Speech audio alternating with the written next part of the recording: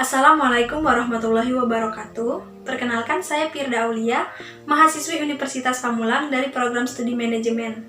Di sini saya mewakili teman-teman saya untuk mempresentasikan materi terkait neraca lajur dalam perusahaan dagang.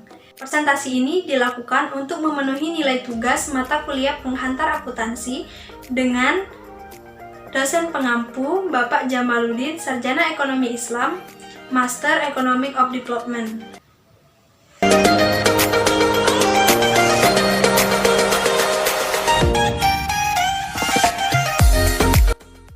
Neraca lajur atau yang sering disebut juga dengan kertas kerja adalah suatu kertas atau daftar yang digunakan untuk mencatat, menyesuaikan, dan menggolongkan semua akun yang ada di daftar saldo yang dibuat pada saat perusahaan akan menyusun laporan keuangan.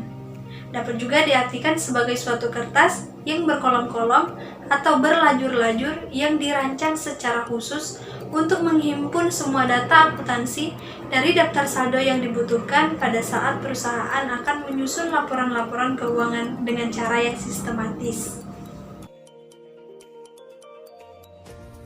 Selanjutnya kita masuk ke manfaat neraca lajur. Neraca lajur adalah alat yang berguna untuk memahami arus data akuntansi dari daftar saldo sebelum penyesuaian sampai ke laporan keuangan.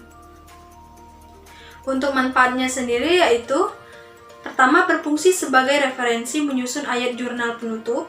Kedua, dapat digunakan untuk memeriksa data-data yang akan disajikan dalam laporan keuangan.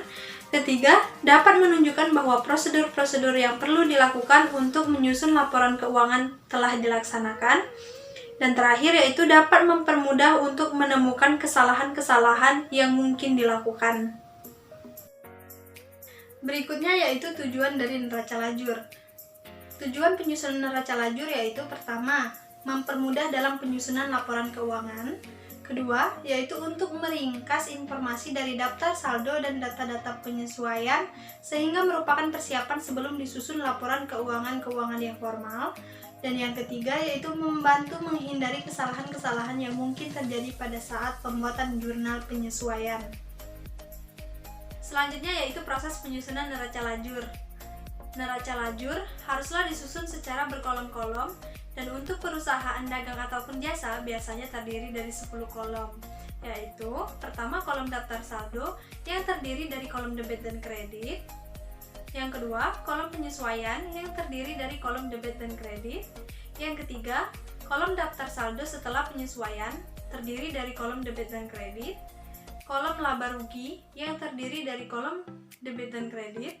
Dan terakhir, kolom laporan posisi keuangan atau neraca yang terdiri juga dari kolom debit dan kredit. Oke, kalau tadi sudah dibahas mengenai kolom-kolom yang digunakan untuk perusahaan jasa dan perusahaan dagang, sekarang kita beralih ke proses penyusunan dari neraca lajur itu sendiri. Proses penyusunan dari neraca lajur itu sendiri dimulai dari: pertama, yaitu memasukkan saldo-saldo akun dari buku besar ke dalam kolom-kolom daftar saldo pada formulir neraca lajur. Yang kedua, yaitu memasukkan ayat jurnal penyesuaian ke dalam kolom-kolom penyesuaian. Yang ketiga, yaitu mengisi kolom-kolom daftar saldo setelah disesuaikan. Yang keempat, yaitu memindahkan jumlah-jumlah di dalam kolom-kolom daftar saldo setelah disesuaikan ke dalam kolom laba rugi dan laporan posisi keuangan. Yang kelima, yaitu menjumlahkan kolom-kolom laba rugi dan kolom-kolom laporan posisi keuangan, serta memasukkan angka laba bersih atau rugi bersih sebagai angka penimbang ke dalam kedua pasang kolom di atas, dan sekali lagi menjumlahkan kolom tersebut. Demikian materi yang dapat saya sampaikan, semoga dapat dimengerti. Wassalamualaikum warahmatullahi wabarakatuh.